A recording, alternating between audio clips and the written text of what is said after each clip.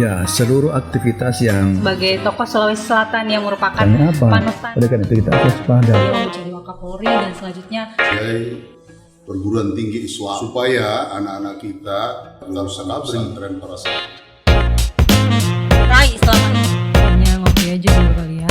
Tiba-tiba muncul ide Saudara ini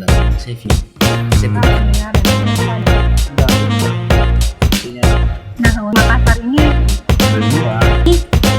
Kementerian Kesehatan semua negara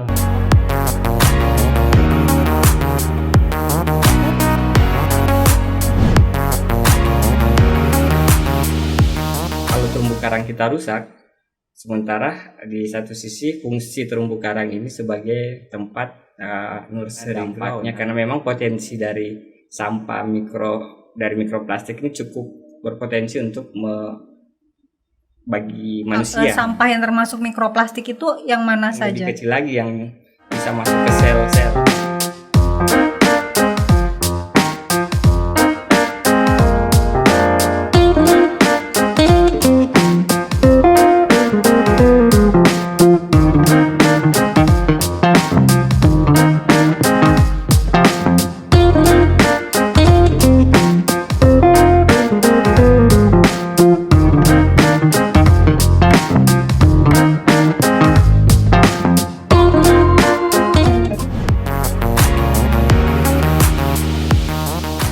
Pada tahun 2020, data Kementerian Lingkungan Hidup dan Kehutanan menunjukkan bahwa lautan di Indonesia sudah tercemar 1.772,7 gram sampah per meter persegi. Mengingat luas lautan Indonesia mencapai 3,25 juta kilometer persegi, maka bisa diperkirakan jumlah sampah di lautan Nusantara sudah mencapai 5,75 juta ton.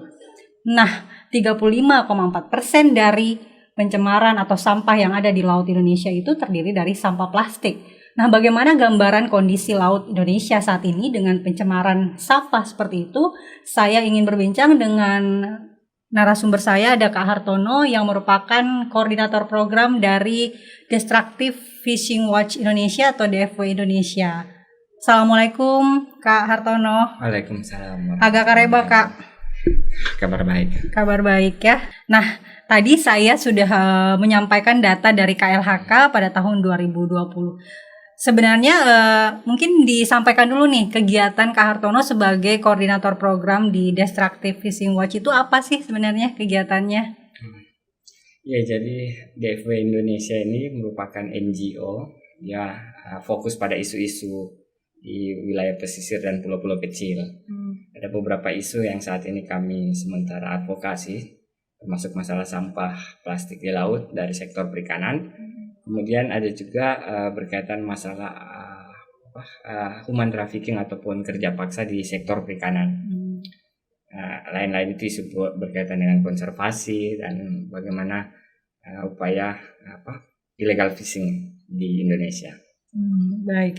Nah, berarti tidak salah kalau kita menanyakan bagaimana sih DFW selama ini melihat gambaran kerusakan di laut Indonesia. Sudah sejauh mana kerusakan di laut kita, baik itu kerusakan ekosistem maupun kerusakan fisiknya.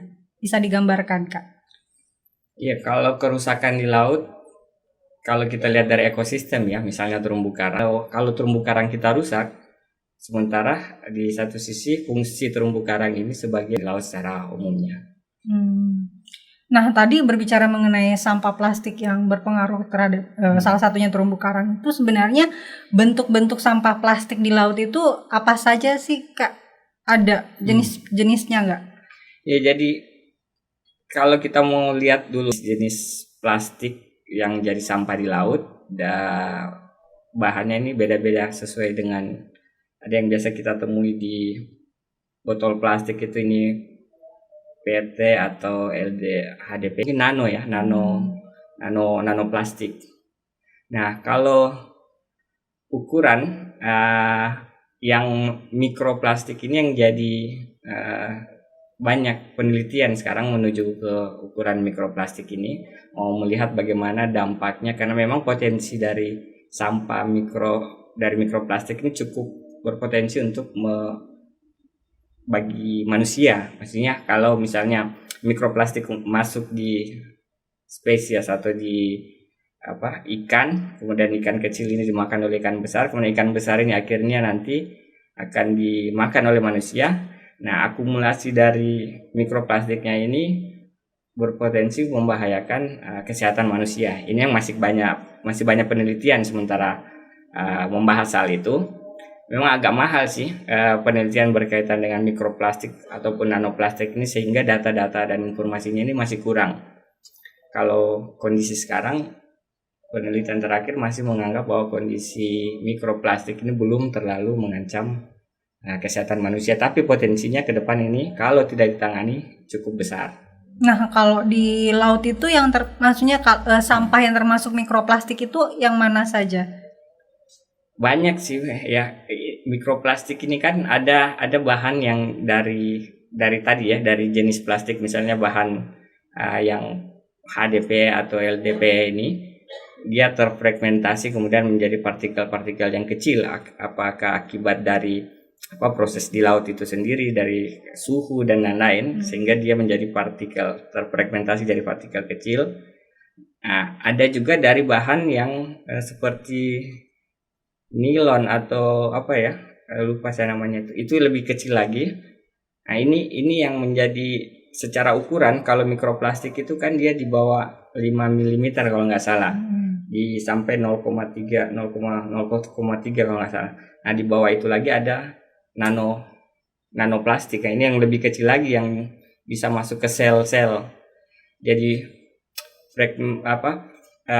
mikroplastik ini, jadi pecahan-pecahan fragmentasi yang kecil-kecil ini, dia menyerap misalnya zat-zat atau polutan yang ada di laut. Nah, ini yang kemudian dianggap oleh fitoplankton atau plankton sebagai makanan, dan nanti dimakan oleh ikan yang kecil, ikan yang besar, begitu seterusnya seperti rantai makanan. Jadi terakumulasi nanti, dan ujung-ujungnya kan nanti di manusia juga.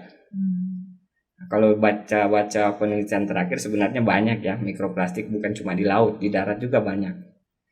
Bahkan di sumber air tawar sekarang sudah banyak penelitian bilang kandungan mikroplastiknya ada. Dari pakaian misalnya yang kita gunakan dicuci, itu kan serat-serat nilon itu yang menjadi mikroplastik. Nah, ini yang terus terakumulasi. Bahkan bahan kosmetik ya yang digunakan, itu kan kandungan mikroplastik juga yang digunakan. Ini semua kemudian akan bermuara ke laut. Atau begini Kak, yang sampah plastik yang paling banyak ditemukan di laut itu apa? Dan apakah semua jenis sampah plastik itu akan berubah menjadi mikroplastik atau nanoplastik atau seperti apa? Kalau jenis sampah di laut ya, yang masuk ke laut ini kan kita dalam beberapa penelitian ya, publikasi ini, sebenarnya 80% itu berasal dari daratan ya. Jadi dari tata kelola sampah di daratan yang kurang bagus, atau dibuang secara langsung atau melalui saluran-saluran air, ini yang bermuara ke laut. Nah, jenisnya ini banyak kan, jadi dari kemasan makanan, minuman, apa yang kita gunakan dan lain-lainnya. Kemudian 20%-nya ini berasal dari aktivitas di laut itu sendiri, misalnya dari kapal-kapal niaga ya, kapal-kapal layar. Ada juga dari, paling banyak sebenarnya dari aktivitas perikanan, penggunaan alat tangkap misalnya jaring, tali nilon pancing yang kemudian rusak dibuang di laut. Nah, ini yang terakumulasi menjadi sampah laut, yang sampah plastik di laut.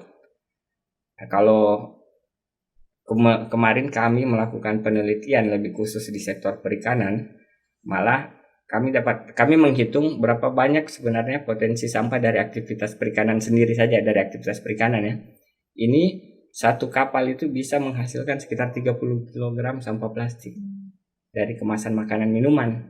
Jadi selama melaut, kapal perikanan misalnya dia trip penangkapan ikannya 30 hari, nah, jumlah orangnya di kapal itu 25 orang ya, konsumsinya ini kan mulai dari mie instan, snack, minuman kemasan, ini semua pasti dibuang ke laut. Itu rata-rata berarti sekitar 30 kg per kapalnya. Jadi kali misalnya jumlah kapal di Indonesia itu sekitar 600 ribuan ya. Tapi kalau kapal yang 30 gross ton itu sekitar 10.000 lah. Ya, jadi setiap bulan berapa banyak sampah yang dibuang langsung ke laut cuma dari kemasan makanan minuman. Itu pasti dibuang ke laut? Ya pasti. Itu pasti karena regulasi yang ada itu baru mengatur di sektor perikanan itu baru ada tahun kemarin ya, tahun 2021 kemarin. Selama ini belum ada aturan yang memaksa misalnya setiap kapal ini wajib membawa kembali sampahnya itu, sampah perbekalannya ke pelabuhan. Baru tahun lalu ada peraturannya.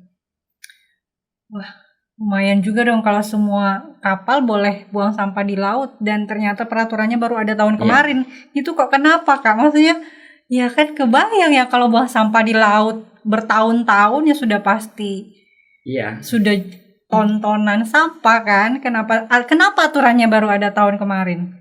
Ya karena begini, sektor perikanan ini kan dianaktirikan ya agak lambat misalnya menangani memperbaiki tata kelola di sektor perikanan. Kalau kemarin di kapal niaga mungkin sudah ada pengaturan tentang penanganan sampah misalnya ya.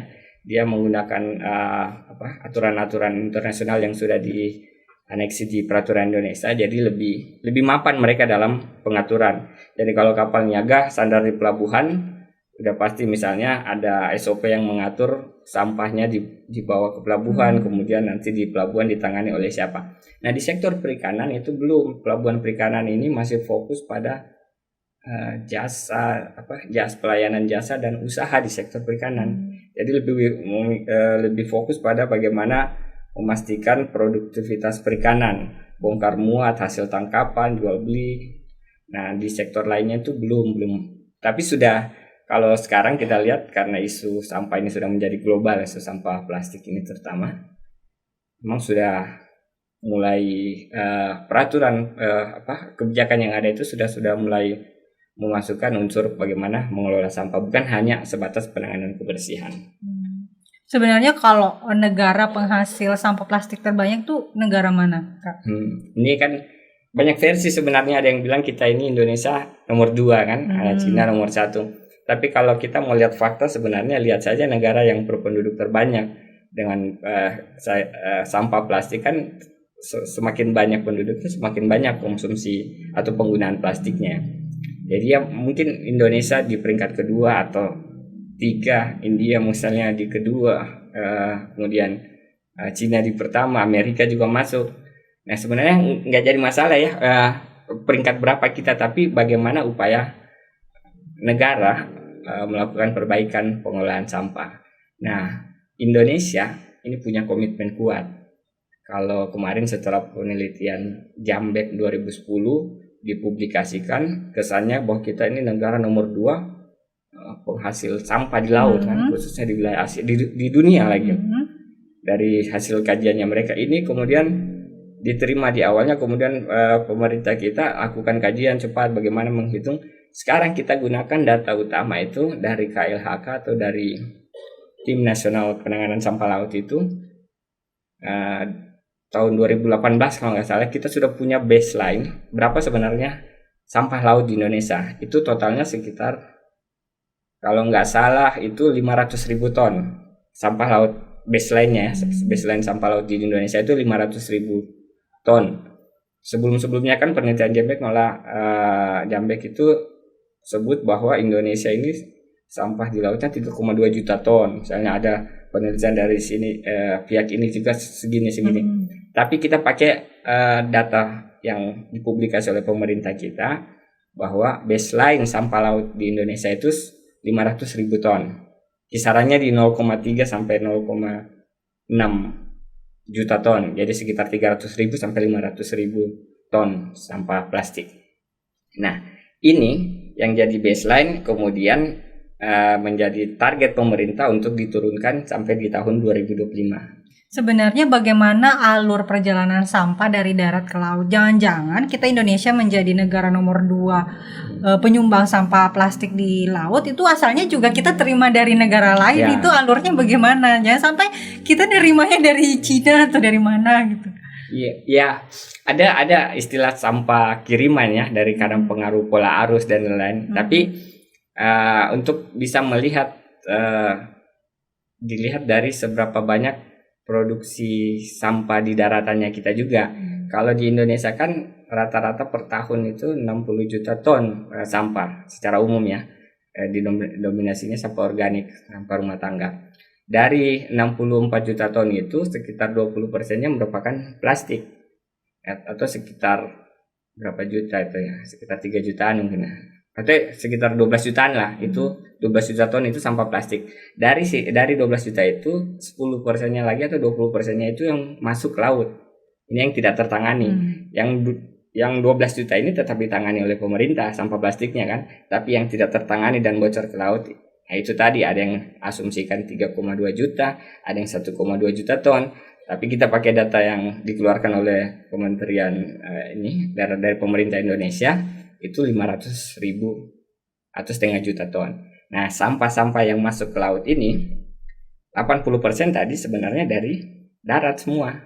Kalau dari aktivitas di laut itu hanya 20%, itu tadi dari aktivitas perikanan ataupun kegiatan pelayaran, niaga atau aktivitas-aktivitas di pulau-pulau kecil kan.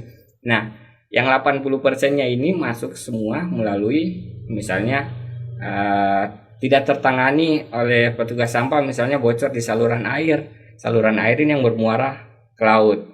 Atau ada yang dibuang langsung, atau dari masyarakat kita yang domisili di pesisir yang langsung buang ke laut. Nah, ini semua yang terakumulasi dan dihitung hasil surveinya sekitar yang 500 ribu itu. Nah, sebenarnya bahayanya sampah plastik bagi laut dan bagi manusia itu apa? Ya. Supaya jelas ya, supaya kita tahu nih bahwa sebahaya itukah sampah di laut buat kita?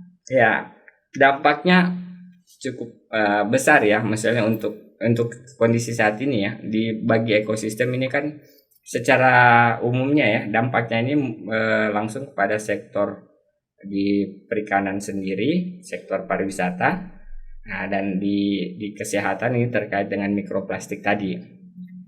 Nah, di ekosistem itu kayak tadi ada rantai makanan misalnya di laut ya, di ekosistem pesisir ini kan ujung-ujungnya semuanya bermuara ke manusia. Jadi kalau tidak ditangani, dampak akhirnya ujung-ujungnya di manusia. Untuk sekarang dampak yang terlihat langsung kan kita lihat kalau kondisi, kalau secara fisik bisa dilihat sampah di laut ini merusak estetika. Jadi di sektor pariwisata ini kita akan terdampak. Ekonomi misalnya masyarakat di pesisir yang menggantungkan di sektor pariwisata pasti akan terdampak. Di ekosistemnya sendiri, di lautnya sendiri itu mengancam tadi terumbu karang, biota yang di laut. Masih ingat nggak misalnya kasus paus yang perutnya penuh dengan sampah plastik atau penyu yang terjaring jaring nelayan yang rusak. Nah, ada juga misalnya kasusnya yang di Palu itu kalau nggak salah buaya berkalung ban. Itu kan dari penanganan di darat misalnya dibuang ke sungai kemudian bermuara ke laut. Yang lucunya kan fokusnya kemarin buaya berkalung ban ini justru pada bagaimana menangkap buayanya dan mengeluarkan bannya ini. Harusnya kan kita ke upaya mitigasi bagaimana supaya sungai-sungai itu tidak mengalirkan sampah ke laut. Bagaimana menangani perilaku kita atau aturan agar sungai-sungai ini tidak tercemari sampah yang bermuara ke laut nantinya. Nah, kalau dari segi rantai makanan tadi, sebenarnya bahayanya apa ya kalau kita makan udang, ikan yang sudah tercemar mikroplastik gitu? Ya, mungkin publikasi banyak bikin takut ya. Tapi kalau menurut penelitian terakhir katanya sekarang masih aman. Meskipun ada dampaknya hasil beberapa penelitian bahwa ini bisa menyebabkan kanker atau tumor ya, atau mengganggu saluran pencernaan tapi mungkin ini masih kecil, belum terlihat dampaknya, tidak terlalu terasa karena mungkin kandungan mikroplastiknya belum terlalu banyak, tapi potensinya ke depan ini yang besar kalau tidak ada penanganan serius. Jadi kayak sekarang asumsinya bahwa misalnya tahun 2025 jumlah plastik itu dengan ikan 1:3 mungkin ya. Itu 1:5. Prediksinya di tahun 2050 kalau tidak ada penanganan serius dan ada overfishing penangkapan ikan, jadi jumlah plastik lebih banyak dari jumlah ikan. Bisa jadi 5:4 atau yang jelas lebih banyak sampah plastiknya kalau tidak ada upaya serius. Itu hasil pemodelan dari SAPA yang kemarin itu penelitian dibayar. Itu masih aman dikonsumsi karena jumlahnya masih sedikit atau mungkin karena ikannya ini masih akan diolah, dimasak, atau seperti apa, Kak? Ya mungkin masih sedikit ya kandungan mikroplastiknya, masih belum terlalu Berbahaya. banyak. Karena kemarin kalau nggak salah ada dosen di Unhas, almarhum Prof. Akbar kemarin itu dia teliti soal mikroplastik di ikan di Pelabuhan Poteres ini. Ada kandungan di ikan-ikan yang kita makan ini. Tapi secara penelitian terkait dampak mikroplastik yang kemudian dimakan oleh manusia ini masih kurang untuk menetapkan status bahwa mikroplastik ini berbahaya bagi manusia. Ini kan ada tahapannya. Jadi pemerintah belum bisa mengeluarkan misalnya kandungan mikroplastik segini membahayakan manusia, belum bisa keluarkan data seperti itu atau aturan seperti itu karena studi-studi atau kajian-kajiannya ini masih belum selesai, masih ada tahapan evaluasi dan lain-lain sebelum kita bisa menentukan bahwa kadar mikroplastik seperti ini yang membahayakan manusia. Tapi potensi kesananya sudah ada. Tinggal bagaimana menetapkan berapa banyak kandungan mikroplastik ini sampai membahayakan manusia. Nah ini yang sementara dipersiapkan. Misalnya dilakukan beberapa penelitian, uji coba dengan manusianya sendiri sebelum keluar hasil resminya. Seperti itu. Sebenarnya bagaimana sih regulasi secara global dan khususnya pemerintah Indonesia sendiri terkait dengan penanganan sampah plastik di laut? Nah, ya ini menarik. Ya, soal regulasi. Bahkan sampai di level dunia, di global itu kemarin ya, yang terakhir sebelumnya kan di 2017 sudah ada resolusi PBB terkait perang melawan sampah plastik ini.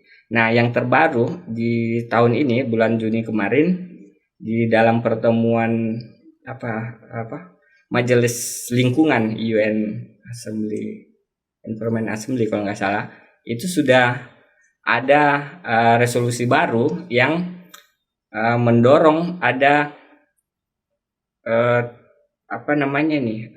tim negosiasi antara pemerintah antar negara agar ada instrumen hukum yang berlaku secara global, berlaku secara internasional terkait penanganan sampah plastik ini. Jadi mulai dari soal bagaimana ketentuan produk ya yang menggunakan kemasan, bahannya apa, nah itu diatur semua, termasuk teknologi nanti bagaimana pengolahan atau daur ulang sampah itu diatur. Nah instrumennya ini sementara dibuat, itu targetnya di 2024. Jadi sudah ada resolusinya ke sana. Kita tunggu hasilnya nanti di 2024 dan ini akan berlaku secara global. Nah itu di tingkat global. Nah kalau di level ASEAN saja itu sudah ada sebelumnya, malah di 2019 kalau nggak salah di KTT ASEAN sudah ada deklarasi Bangkok, itu perang melawan itu juga sampah plastik. Jadi intinya memperkuat kerjasama regional ASEAN, aksi bersama bagaimana menangani sampah ini, termasuk melibatkan produsen karena yang banyak berkontribusi juga kan pihak swasta ya, dengan produk manufakturnya, produk-produknya yang dari kemasan ini yang kemudian bermuara ke laut. Jadi pelibatan mereka ini juga jadi kuncinya. Nah di Indonesia sendiri ini sudah ada peraturan presiden tahun 2018 kemarin, peraturan presiden nomor 83 kalau nggak salah tahun 2018 tentang penanganan sampah di laut. Jadi memang sudah ada peraturan khususnya yang dikeluarkan oleh presiden. Ini targetnya sampai 2025 70% sampah di laut itu bisa ditangani. Ambisius ya sebenarnya, apalagi sekarang sudah tahun 2021 ya. Nah, hasil pemaparan kemarin statusnya itu sudah dari target 70% yaitu di 2025, di 2022 ini sudah 28% katanya tertangani. Datanya seperti itu ya? Ya, ini dari tim, karena ada tim nasional, tim koordinasi nasional penanganan sampah laut. Ini dibawa ke Menko Marves, kemudian ada LH dengan KKP. Dan yang sangat berperan di penurunan ini lebih banyak kalau dilihat datanya kemarin itu dari Kementerian Perindustrian, karena sudah ada aturan yang memastikan bahwa semua dia mewajibkan setiap produsen itu punya peta jalan, kalau nggak salah pengurangan peta jalan pengurangan sampahnya. Jadi pada saat dia membuat produk, bagaimana dia mengakali bahwa kemasannya ini seperti ini sebelumnya, bagaimana misalnya lebih ramah lingkungan atau lebih kurang menggunakan plastik atau seperti itu. Tapi selama bertahun-tahun kan sampah plastik ini sebenarnya belum teratasi dengan baik ya. Strategi apa sih yang bisa dilakukan? Kan tadi kita bilang juga kalau sampah plastik itu berasal dari darat, kebanyakan berasal dari darat dan itu akibat perilaku dari manusia. Sebenarnya banyaknya pencemaran laut akibat sampah itu juga memperlihatkan rusaknya hubungan antara manusia dan laut ya. Apakah itu gejala seperti itu? Ya mungkin bisa jadi ya mengarah, tapi kita jangan lihat seperti itu. Mungkin karena saat ini banyak pembangunan fokus ke daratan. Nah, dulu kita kan land base ya, lebih banyak ke darat ya, sehingga laut selalu dianaktirikan. Nah, bagaimana sektor perikanan itu tertinggal, misalnya banyak mengasumsikan bahwa nelayan ini kaum yang terpinggirkan dan lain-lain, karena memang dulu fokus pembangunan ke arah daratan. Nah, sampai-sampai waktu kecil kita malah mikir laut itu tempat sampah ya. Ada laut, sampai ada lagunya kalau nggak salah dulu itu ya, kalau ke laut aja kan selalu diasumsikan dibuat dibuang ke laut. Ya, laut itu tempat pembuangan. Nah, ini yang mulai kita rubah semenjak banyak teknologi dan informasi ini. Upaya-upaya merubah perilaku kita itu sudah mengarah ke sana, bagaimana menjaga laut, bagaimana mengedepankan laut sebagai bukan lagi halaman belakang, tapi dia halaman depan kita. Malah di nawacita Jokowi periode pertama kan mendorong pembangunan dari luar ya, dari pinggiran. Nah, kesannya itu bagaimana kita membangun wilayah-wilayah kita yang di luar atau yang di laut ini lebih diprioritaskan dibanding daratan, supaya ada perubahan ini sisi pembangunan. Nah, kalau hubungan manusia dan laut ini agak sulit juga kita gambarkan ya. Tapi itu tadi paradigma cara berpikir kita yang membuat bagaimana perilaku kita terhadap lingkungan khususnya di laut. Kalau misalnya edukasi dan lain-lain ini rendah ya, daya alam kita. Nah, ini yang sudah banyak diadopsi misalnya oleh pemerintah, dicoba diterapkan dalam program pemerintah, tapi memang agak sulit diterapkan pada wilayah atau kultur yang masyarakatnya sudah sangat bercampur ya. Iya. Kalau masih masyarakat yang di daerah-daerah yang terpencil dan ini masih lebih mudah, masih ada local wisdom itu masih dipertahankan. Nah, di tempat-tempat yang sudah bercampur begitu, coba lihat saja misalnya kalau di sini lihat di Potere sana, di mana ini susah membangun kesadaran bersamanya, itu yang susah. Jadi ada satu yang tidak ada peranata sosial di situ kan. Kalau di daerah itu lebih mudah karena ada peranata sosialnya. Tapi tetap ada sih lokal wisdom begitu. Banyak ya seharusnya kalau masih dijaga oleh daerah-daerah yang memiliki laut gitu ya, yang daerah-daerah pesisir gitu. Kalau DFW terakhir ya Kak, kalau DFW sendiri saat ini strategi utamanya untuk mengurangi pencemaran di laut tuh apa? Dan mindset yang harus diubah kepada masyarakat agar tidak menambah sampah ke laut itu apa? Yang gencar disosialisasikan oleh DFW sendiri? Iya, betul ya. Kalau untuk tadi ya, bahwa sampah ini sudah puluhan tahun, masalah sampah ini kan nggak selesai-selesai, tambah lagi masalah sampah di laut sekarang ini yang menjadi isu. Jadi sebenarnya kuncinya adalah di bagaimana kesadaran ya, bagaimana merubah perilaku masyarakat kita, bagaimana meningkatkan kesadaran mereka tentang laut, tentang bagaimana menjaga ekosistem di laut, menjaga lingkungan di laut. Nah, ini butuh edukasi. Nah, ini butuh proses bagaimana mengedukasi masyarakat kita. Nah, bagi kami fungsi-fungsi ini sebagai NGO ini yang kami laksanakan, ini yang kami jalankan di beberapa lokasi di mana kami melakukan aktivitas. Nah, strategi lain yang kami coba terapkan itu misalnya bagaimana memutus rantai perubahan perilaku ini dengan menyasar misalnya anak generasi yang lebih muda.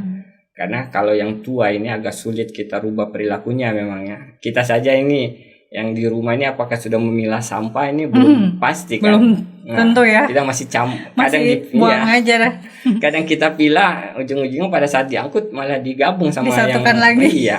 Jadi kan sama pengangkutnya. Ya, itu yang sulitnya. Jadi tapi model-model program sekarang ataupun inisiatif pemerintah itu sudah mulai menyasar bagaimana merubah perilaku itu sejak sedini mungkin. Nah, ini yang kita harus perlu inovasi atau perlu bagaimana meningkatkan kreativitas pemerintah soal bagaimana agar edukasi sejak sedini mungkin ini bisa dapat merubah perilaku nanti generasi muda kita. Dan kalau kita lihat memang sekarang kan komunitas-komunitas yang penggiat lingkungan itu diisi yang lebih muda-muda ya, penggerak-penggeraknya itu. Ada banyak ya, ada WCD, ada gerakan-gerakan lingkungan dari komunitas itu anak muda semua. Kalau yang tua-tua sudah susah dirubah perilakunya. Susah mengubah mindset ya. Itu satu, perubahan perilaku. Yang kedua, kita tetap mengadvokasi misalnya melalui karena harus ada law enforcement ya, harus ada penegakan hukumnya juga. Kalau tanpa ada aturan yang jelas, susah juga. Kalau kita cuma mengharapkan kesadaran kan tanpa ada aturan, nah ini yang susah. Nah, cuman penerapan aturan terkait pengelolaan sampah ataupun terkait lingkungan ini masih lemah kalau kita lihat. Coba saja cek misalnya di Makassar atau di Sulsel atau di lokasi mana, daerah mana yang sudah misalnya sampai pada tahap mempidanakan orang yang membuang sampah. Itu belum banyak, mungkin lebih banyak ke bagaimana penyelesaian secara kekeluargaan dan lain-lain kan. Nah, tapi kalau kita ingin menegakkan aturan, infrastrukturnya harus siap kan, artinya ketika menegakkan aturan siap dengan sanksi, tapi harus beri juga penghargaan misalnya kepada orang yang melakukan hal yang seharusnya kan. Kemudian infrastruktur yang disediakan juga harus ada. Nanti kalau kita sudah sadar, perilaku kita sudah sadar kan tidak mau buang, tapi tidak ada tempat sampahnya kan, tidak ada yang ngolah sampahnya kan, tidak akan ini juga. Ya seperti tadi, mungkin di rumah kita mau belajar memilah, diangkut disatukan juga sama tukang sampahnya kan, petugas kebersihan. Iya seperti itu maksudnya. Kalau tidak didukung infrastruktur, tidak didukung sistem pengolahan sampah yang baik, penegakan hukum akan, saya kira juga ya. Iya, tidak akan selesai juga masalah sampah ini. Baik, terima kasih Kak Hartono bincang-bincangnya malam ini, memberikan gambaran kepada kita bahwa saat ini laut Indonesia sudah mulai dalam kondisi yang berbahaya ya. Jika tidak kita tangani dari sekarang, jika kita tidak cegah dari sekarang, potensi ke depan akan lebih besar lagi kerusakan yang terjadi di laut Indonesia. Itu tadi dari Timur untuk Indonesia, bagaimana mengenai sampah plastik yang saat ini ikut mencemari laut kita, dan 20%-nya saja yang dari laut, sebenarnya kebanyakan dari daratan. Baik, berarti perilaku kita yang di darat juga berpengaruh terhadap pencemaran sampah yang terjadi di laut. Dari Timur Indonesia, kita jumpa di episode selanjutnya. Sampai jumpa.